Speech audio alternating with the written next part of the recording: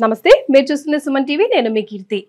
ద్వాదశ రాశిలో భాగంగా ఫిబ్రవరి 1 నుంచి 15వ తారీఖు వరకు మకర రాశి వారికి ఎలా ఉండబోతోంది మనకు తెలియజేయడానికి మనతో పాటు ప్రముఖ ఆస్ట్రాలజర్ బ్రహ్మశ్రీ నందిబట్ల శ్రీహరి శర్మ గురువు గారు ఉన్నారు. నమస్తే గురుగారు. వాగర్థావివ సంపృక్తౌ వాగర్థ ప్రతిపత్తయే జగతః పితరౌ వందే పార్వతీ పరమేశ్వరౌ. సదాశివ సమారంభాం శంకరాచార్య మధ్యమాం అస్మదాచార్య పర్యంతం వందే గురు పరంపరాం. ఆదిత్యాయ చ సోమాయ మంగళాయ బుధాయ చ గురు శుక్ర శనిభ్యశ్చ రాహవే కేతవే నమః. శృంగేరి జగద్గురు పీఠాధిపతులకి కంచి పీఠాధిపతులకి నమస్కారములు తెలియజేసుకుంటూ కార్యక్రమాన్ని ప్రారంభిద్దాం. గురుగారు, మకర రాశి వారికి ఫిబ్రవరి 1 నుంచి 15వ తారీఖు వరకు ఎలా ఉండబోతోంది తెలియజేస్తారండి? ఫిబ్రవరి 1వ తారీఖు నుంచి 15వ తారీఖు వరకు మకర రాశిలో జన్మించినటువంటి వారికి ఏ విధంగా ఉండబోతుందో తెలుసుకునే ముందు గ్రహ సంచారం, గ్రహ స్థితిగతులు తెలుసుకుందాం. రాశిలోనే రవి, బుధుడు, 2వ ఇంట శని, 3వ ఇంట శుక్రుడు, రాహువు, 5వ ఇంట గురువు వక్రీకరించి ఉండడం, 6వ ఇంట కుజుడు స్తంభించే స్థితి పొంది ఉండడం, అలాగే 9వ ఇంట కేతు. వెరసి చూసుకున్నట్లయితే ప్రధానంగా ఉద్యోగస్తులు ఎవరైతే ఉన్నారో, ప్రభుత్వ పరంగా ప్రైవేట్ పరంగా ఉన్నారో వాళ్ళకి ఉద్యోగంలో మనకు ఉంటుందో లేదో అనే ఒక భయాందోళన అనేటువంటిది ఉంటుంది ఖచ్చితంగా. కాబట్టి జాగ్రత్తలు పాటించండి. చేసేటువంటి ప్రతి పని యందు కూడా శ్రద్ధ వహించండి, భయము పెట్టుకోకండి అని చెప్పవచ్చు. ఇక 2వ ఇంట శని ప్రభావం చేత ప్రధానంగా మీరు గమనించుకున్నట్లయితే ఈ మకర రాశి వారు ఏదైనా కానీ చెప్పాలనుకున్నటువంటి విషయాన్ని సూటిగా చెప్పలేకపోవడం, తద్వారా మీరు ఒక రకంగా ల్యాగ్ అనేటువంటిది మీకు ఏర్పడుతుంది. తద్వారా ఏమవుతుంది, ఎదుటి వాళ్ళు మిమ్మల్ని తక్కువ అంచనా వేసుకునే అవకాశం ఉంటుంది. కాబట్టి వాక్కుని చాలా స్పష్టంగా మితంగా చెప్పడానికి ప్రయత్నం చేసినట్లయితే ధనుసు రాశి, ఈ యొక్క మకర రాశిలో జన్మించినటువంటి వారికి చాలా మటుకు విజయాలు పొందుతారని చెప్పవచ్చు. ఇక 3వ స్థానంలో శుక్రుడు, రాహు యొక్క ప్రభావం కావున ఖచ్చితంగా ఈ యొక్క మకర రాశి వారికి కొత్త నూతన వ్యక్తులు పరిచయం అవుతారు. తద్వారా మంచి జరిగేటువంటి అవకాశాలు గోచరమవుతున్నాయి. కానీ స్త్రీలతో మాట్లాడేటప్పుడు, స్త్రీలతో కార్యక్రమాలు చేసేటప్పుడు జాగ్రత్తలు పాటించండి. ఏదైనా కానీ పనులు స్త్రీలతో ఉన్నట్టయితే, ముడిపడి ఉంటే ఆ పనుల వరకే మీరు ఉండండి తప్ప మిగతా ఇతర వ్యాపకాల జోలికి వెళ్లకుండా ఉంటేనే మీరు సేఫ్గా ఉంటారని చెప్పవచ్చు. ఇక 5వ స్థానంలో గురువు వక్రీకరించినటువంటి కారణం చేత ప్రధానంగా గృహపరమైనటువంటి గృహ మరమ్మతులకు సంబంధించినటువంటి విషయాల పట్ల మీరు ఆలోచన చేస్తారు. కొంత ఖర్చులు కూడా అవుతాయి. అలాగే మీ తెలివితేటలు ప్రదర్శించగలిగేటువంటి స్థితిలో ఉన్నప్పటికీ మీరు ప్రదర్శించలేని కారణం చేత చాలా మటుకు అవకాశాలు మిస్ అవుతారని చెప్పవచ్చు. ఇక 6వ ఇంట కుజులు స్తంభించి ఉండడము, ఇది పైకి మాత్రం చూడడానికి చాలా మంచిగా కనబడుతుంది. కానీ ఏంటంటే ఈ కుజుని యొక్క ప్రభావం వలన ధైర్య సాహసోపేతాలతో అన్ని నిర్ణయాలు తీసుకోవాలని ఆలోచన చేస్తారు. కానీ అమలుకు వచ్చేసరికి మాత్రం చెతికెర పడిపోతారు. 9వ స్థానంలో కేతు యొక్క ప్రభావం, ఇది ప్రధానంగా తాత ముత్తాతల ఆస్తికి సంబంధించినటువంటి విషయాల పట్ల కొంత మీకు అనుకూలంగా ఉండేటువంటి అవకాశం గోచరమవుతుంది. అలాగే వాటి విషయాల గురించి చర్చోపచర్చలు జరుగుతాయని చెప్పవచ్చు. ఇక తర్వాత ఏ రంగంలో ఉన్నటువంటి వారికి మంచి జరగబోతుంది అనేటువంటి విషయాల గురించి, మంచి చెడుల గురించి క్లుప్తంగా తెలియజేసేటువంటి ప్రయత్నం చేస్తాను. ముఖ్యంగా ప్రభుత్వ పరంగా ఆదాయాన్ని పొందేటువంటి ఏజెంట్లు కానీ, అలాగే కాంట్రాక్టర్లు కానీ, వ్యాపారస్తులు కానీ బిల్లులు పాస్ కావడానికి మాత్రం చాలా కష్టపడాల్సినటువంటి పరిస్థితి. అలాగే కొత్త టెండర్లు వేస్తూ ఉన్నట్లయితే కాస్త మీకు ఇబ్బందులు ఎదురయ్యేటువంటి అవకాశాలు గోచరమవుతుంది. కాబట్టి ముందుగా ప్లాన్ ప్రకారం ఆలోచన చేసుకొని ఒక ప్రణాళికాబద్ధంగా ఆ యొక్క కార్యక్రమాల్లో నిమగ్నం అయ్యే ప్రయత్నం చేస్తే మంచి విజయాన్ని పొందే అవకాశాలు గోచరమవుతున్నాయి. అలాగే ఉద్యోగ సంబంధంగా చూసుకున్నట్లయితే 12వ తారీఖు వరకు ఉద్యోగ భద్రత గురించి ఆలోచన చేస్తారు. కానీ 12వ తారీఖు తర్వాత కొంత మార్పులు చేర్పులు ఉద్యోగం చేస్తున్నటువంటి వాళ్ళు చోటు చేసుకుంటాయి. నిరుద్యోగస్తులు కష్టపడితే తప్ప 12వ తారీఖు లోపల ఉద్యోగాన్ని పొందలేనటువంటి పరిస్థితి గోచరమవుతుంది. కాబట్టి కష్టపడి మీరు సబ్జెక్ట్ని పెంచుకునే ప్రయత్నం చేసినట్లయితే ఉద్యోగం తప్పకుండా లభిస్తుందని చెప్పవచ్చు. ఇక తోలు, చర్మ వ్యాపారస్తులు, ఇనుము స్టీల్ రంగంలో ఉన్నటువంటి వారు, ఎడిబుల్ ఆయిల్స్, ఆటో రంగంలో ఉన్నటువంటి వాళ్ళు, ఎడిబుల్ ఆయిల్స్ విక్రేతలు, అలాగే దిగువ స్థాయి ఉద్యోగస్తులు అనగా క్లాస్ 4 ఎంప్లాయీస్, అలాగే ఈ సంబంధించినటువంటి మైనింగ్ వ్యాపారస్తులు ఎవరైతే ఉంటారో, సిమెంట్ పరిశ్రమల్లో పనిచేసేటువంటి వాళ్ళు ఎవరైతే ఉంటారో వాళ్ళందరికీ కూడాను సాధారణమైనటువంటి ఆదాయం ఉంటుంది. పెద్దగా వ్యాపారం అనేటువంటిది జరగకపోవడము, మిశ్రమ ఫలితాలు అనేటువంటివి పొందుతారు. కాబట్టి మంచి చెడు, ఖర్చు, ఆదాయం అన్నీ సమానంగా ఉంటాయని చెప్పవచ్చు.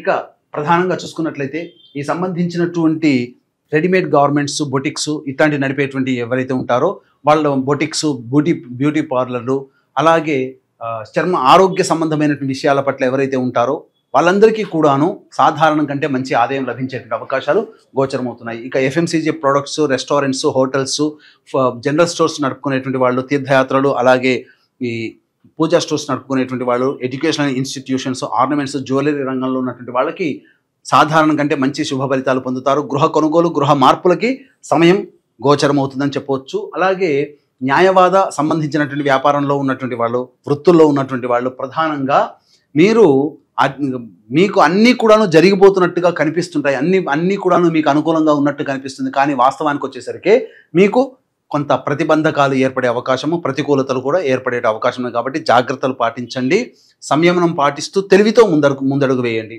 అలాగే రైతులు కొత్త పంట జోలికి వెళ్ళాలనే ఉత్సాహం ఎక్కువగా ఉంటుంది. తద్వారా డబ్బులు అప్పు చేయాల్సినటువంటి పరిస్థితి వస్తుంది. కాబట్టి పాత పంటలే వేసుకుంటే చాలా మంచి ఫలితాలు పొందుతారని చెప్పవచ్చు. రియల్ ఎస్టేట్ రంగంలో ఉన్నటువంటి వారికి వ్యాపార విస్తరణ అంత మంచిది కాదు. సాధారణంగానే మీ యొక్క వ్యాపారం జరుగుతుంది అనే విషయాన్ని గుర్తుపెట్టుకోవాలి.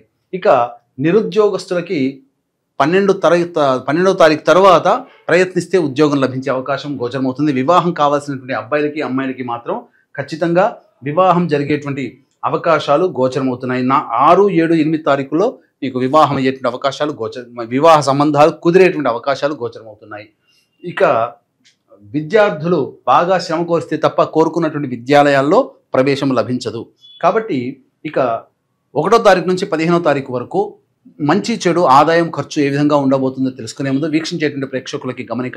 ఈ నెల ఫిబ్రవరి 12వ తారీఖు రోజున మహామాఘి అనగా మాఘ పౌర్ణమి సందర్భంగా 144 ఏళ్లకు ఒకసారి వచ్చేటువంటి మహాకుంభమేళాలో త్రివేణి సంగమం ప్రయాగ్రాజ్ క్షేత్రంలో జాతకరీత్యా కలుగు విద్య, వివాహ, ఉద్యోగ, దాంపత్య, సంతాన, అనారోగ్య సమస్యల నివారణకి, అలాగే ఇప్పుడు సమస్యలు ఎదుర్కొంటున్నామంటే అవి గతజన్మ కర్మదోషాలు కావున గతజన్మ కర్మదోష నివారణ, తిల హోమాలు, అలాగే ఈ సంబంధించినటువంటి 2025వ సంవత్సరం 12 రాశుల వారికి శని వలన ఇబ్బందులు సమస్యలు ఉంటాయి. కాబట్టి శని దోష నివారణ హోమాలు అనేటువంటి పర్ హెడ్ 2100 రూపాయలకి చేయించడం జరుగుతుంది. అలాగే ఇప్పుడు మనకు పుష్కరాలు ఎలాగో కుంభమేళ అలాగే కాబట్టి బ్రాహ్మణుని కర్తగా పెట్టి పెద్దల యొక్క ఆత్మతృప్తి కోసమే పిండ ప్రధాన కార్యక్రమాలు, తర్పణాది కార్యక్రమాలు చేయించడం జరుగుతుంది. వీరి వివరాలు కార్యక్రమ తదనంతరం కాంటాక్ట్ చేసి తెలుసుకోవచ్చు.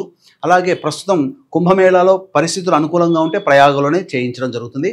ఒకవేళ అనుకూలంగా లేకపోతే ఖచ్చితంగా కాశీక్షేత్రంలో అదే గంగ అక్కడికి వస్తుంది కాబట్టి కాశీక్షేత్రంలో చేయించడం జరుగుతుంది. ఈ యొక్క మార్పుని గమనించగలరు. ఇక గమనించుకున్నట్లయితే 1వ తారీఖు రోజున ప్రధానంగా కుటుంబ సభ్యులతో వాగ్వివాదాలు చోటు చేసుకుంటాయి. ధనపరమైనటువంటి నష్టాలు కలిగే అవకాశం ఉంటుంది. మనస్సు ప్రశాంతంగా ఉండదు, చికాకులుగా ఉంటాయి. 2, 3వ తారీఖులో కనుక చూసుకున్నట్లయితే ఇతరుల యొక్క సహాయ సహకారాలతో మీ యొక్క పనులని పూర్తి చేసుకుంటారు. రాని బాకీలు వసూలు అవుతాయి. స్త్రీ పరిచయం మీకు జీవితంలో ఆనందాన్ని కలగజేస్తుందని చెప్పవచ్చు. ఇక 4, 5, 6, 7, 8 తారీఖులో కనుక చూసుకున్నట్లయితే గృహోపకరణాలకి, గృహ మరమ్మతులకి, వాహన మరమ్మతులకి ఖర్చులు అధికంగా చేస్తారు. మీ ఆరోగ్యం పట్ల శ్రద్ధ వహించాల్సినటువంటి పరిస్థితి. ముఖ్యంగా ఏ పని ముందుకు సాగకపోగా ఆటంకాలు ఎదురవుతుంటాయి, వృధా కాలయాపన జరుగుతుంది. కాబట్టి జాగ్రత్తలు పాటించండి. ఇక 9, 10, 11, 12 తారీఖుల్లో ధనాదాయం చాలా చక్కగా ఉంటుంది. రాని బాకీలు వసూలు అవుతాయి. మీ యొక్క అవసరాలకి, ఖర్చులకి మించి ఆదాయం మీకు లభించడం ద్వారా మీరు మంచి స్థితిలో ఆనందంగా ఉంటారని చెప్పవచ్చు. విందులు వినోదాలు స్నేహితులతో, బంధువులతో చేసుకుంటారని చెప్పవచ్చు. ఇక 13, 14, 15 తారీఖులో కనుక చూసుకున్నట్లయితే ఖర్చులు అధికంగా ఉంటాయి. ఏ పని చేయాలన్న ఆసక్తి ఉండదు. ఒక జిగ్జాగ్ వ్యవస్థలాగా ఉంటుంది. మీ యొక్క సంతానంతో విభేదాలు, సంతాన ఖర్చులు, సంతాన మూలకంగా ఖర్చులు, సమస్యలు పెరుగుతాయి, గమనించగలరు.